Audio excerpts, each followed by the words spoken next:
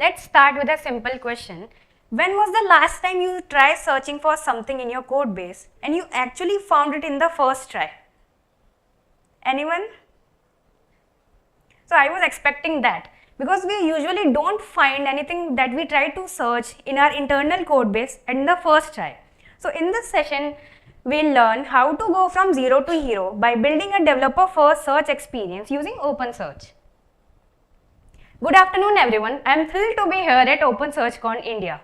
Today I'll share my journey of transforming a basic documentation search into an intelligent, developer-centric platform using OpenSearch.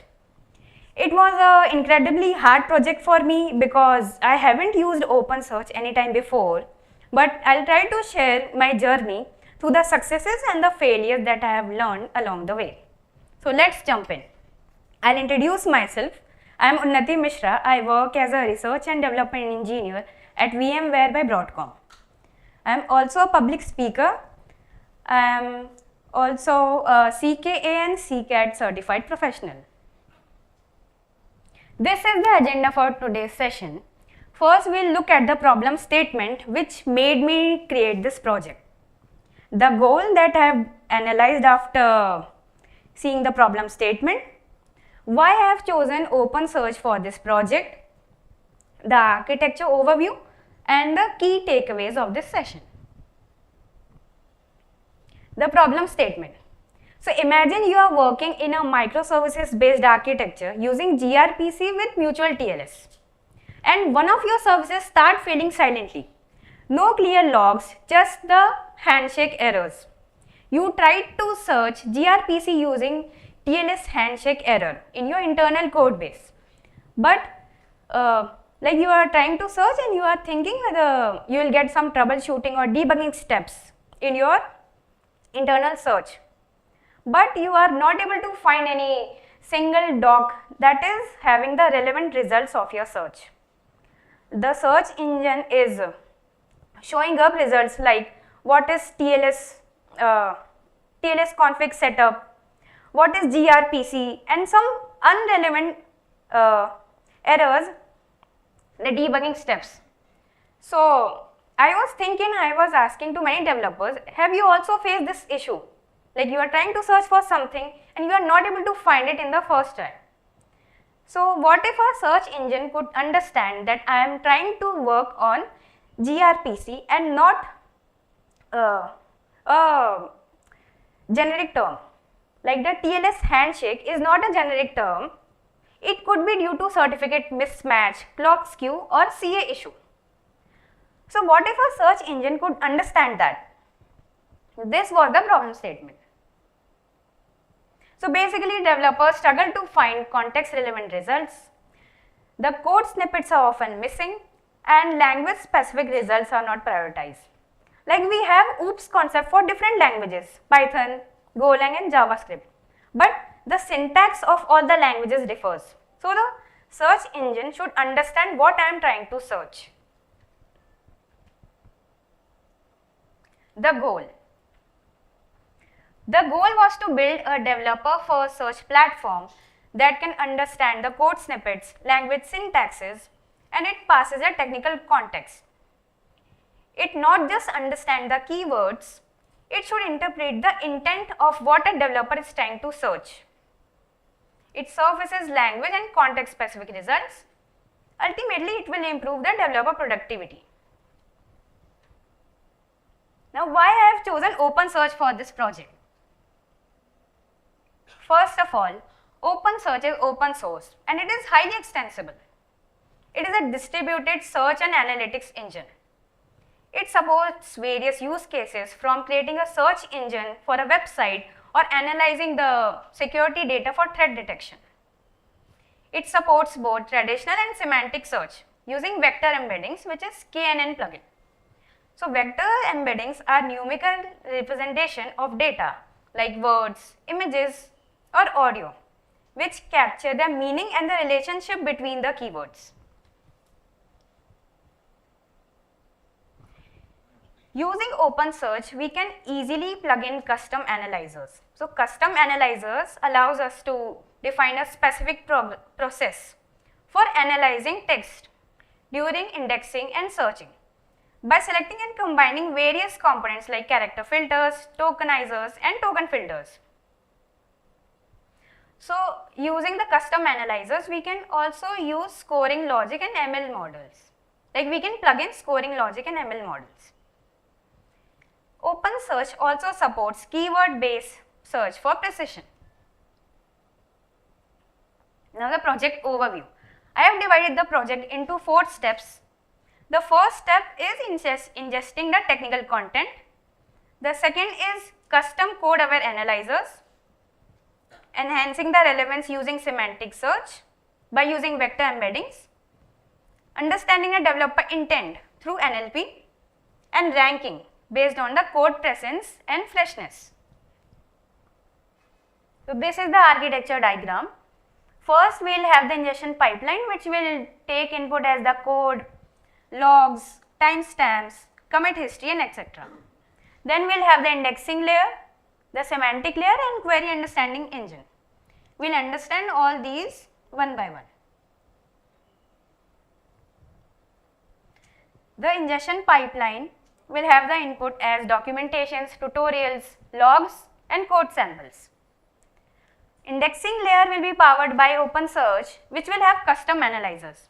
We will look deep into this. Semantic layer will have embedding based search for search similarity. Query understanding engine for parsing developer queries, and we will have a front end UI so that developers can interact with the model and then they will be able to search for their queries. We can have syntax highlighting and filters by language so that developers are able to find their results in a proper way. The ingestion pipeline. So we are ingesting codes, logs, commit history and many other things. So we need to structure the unstructured data. Ingestion pipeline is the foundation for everything because the data is main in this project, which the developer will try to search for. What are we ingesting? File paths, language type, function names, doc strings, comments and commit history and timestamps. There are different stages in this ingestion pipeline. First is fetching and crawling. In this stage, we will clone the repos, extract file contents, and we will schedule periodic syncs for updates. Like we have a repo which is edited by many developers. So we have to periodically sync that repo for updates. We will have parsing and enrichment.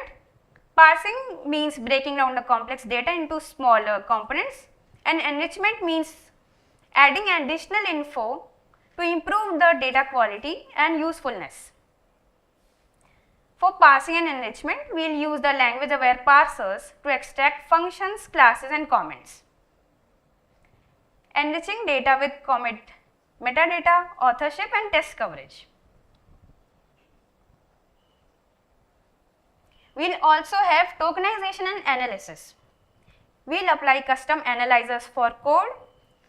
We will handle camel cases, snake cases and preserve special characters like colon, semicolon, etc.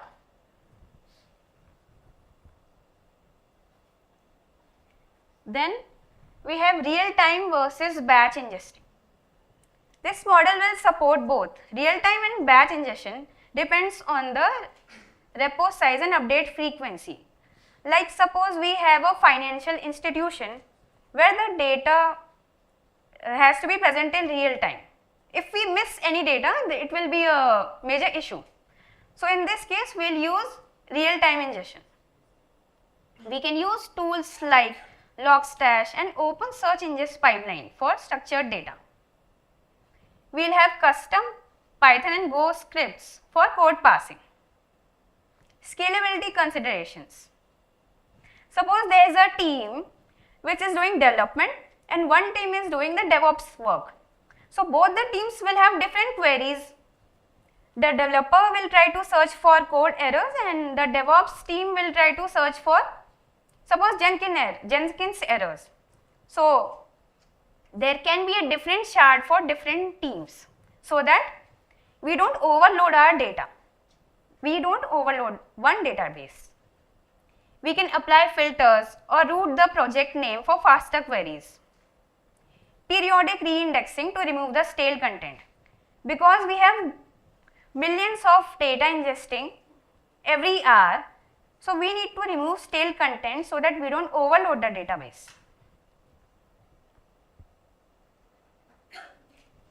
Custom analyzers for code which comes in the indexing layer.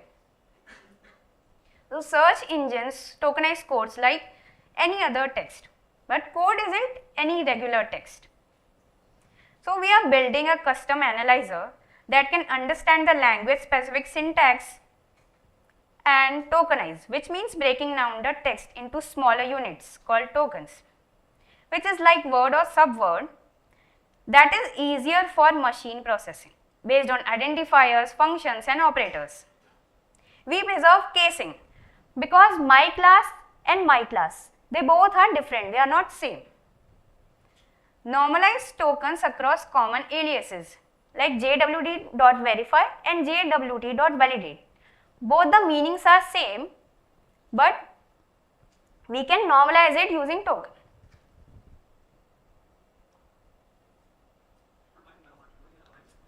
The indexing layer, what it does?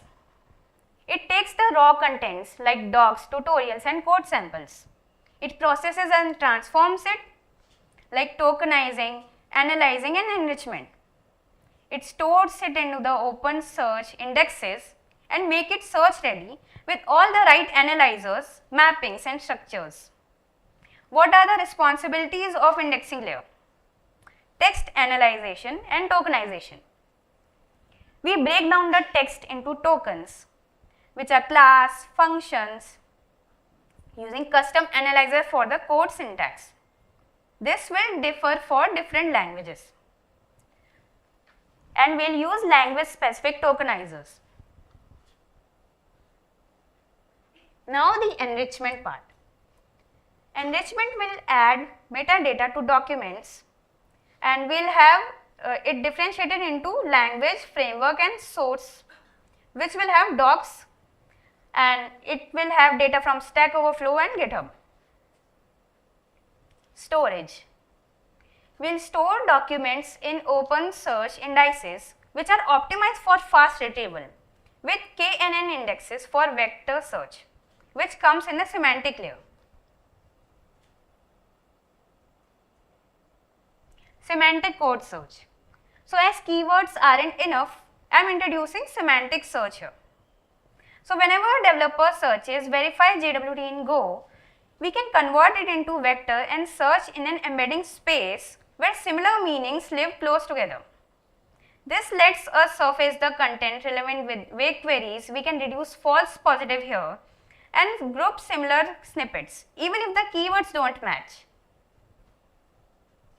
Like I told you, jwt.verify and jwt.validate. So we can store it or we can group the similar snippets even if keywords don't match. What is the role of semantic layer here? So semantic layer, it adds context awareness to the search system. It enables results to match what developer means, not just what we typed. How it works? It uses a pre-trained model to generate vector embeddings of documentations, tutorials and code snippets. We store these embeddings in OpenSearch KNN indexes. At the time of query, it can convert the query into an embedding and perform a vector similarity search to retrieve semantically similar results.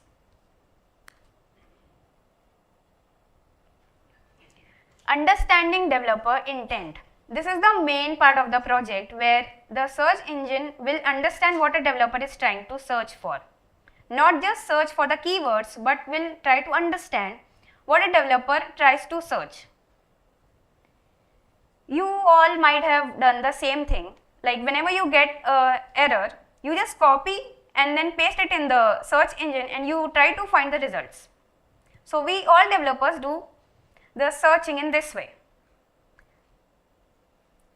Like I have mentioned, we just type how to fix error X, and sometimes we just write one keyword, which is Redis crash loop. So we can build an NLP pipeline which can detect the language intent, like error debugging, code pattern and API usage. It should understand the intent of the developer. It should detect, recognize entity types, that are errors, frameworks and libraries. It should classify the entity, what a developer is trying to search for. It should prioritize docs with code and explanation when relevant. This context-aware parsing will make a search feel like talking to a deaf friend. So basically the search engine will look like we are talking to a senior developer, like we go for any query for a lead developer. When we have any query, we reach out to them. So this search engine will feel like that. These are some examples of real dev searches. Suppose the developer has searched for cannot patch resource in Kubernetes role. So the engine should understand the context as it is an error related to rollback access control related to Kubernetes. Pandas group by with multiple function aggregators. So it should search for Python and data science docs. Error module not found React. So it should understand that the developer is trying to debug something related to React. Now the key takeaways of this session. First of all, OpenSearch is a powerful base for developer first search. Code is not just a text, so it should need its own search language. Always designed for the searcher, not just the search. Custom analyzers and semantic search can deeply improve the relevance. Understanding developer intent is the key to solving the right problem. Thank you everyone for your patience, and I would like to hear any questions if you have. You can connect with me on LinkedIn and Twitter. These are my socials. Thank you.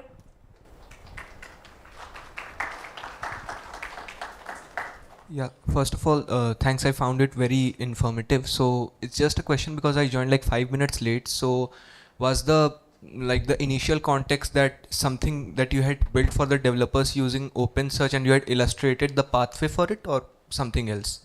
That's what I wanted to clarify.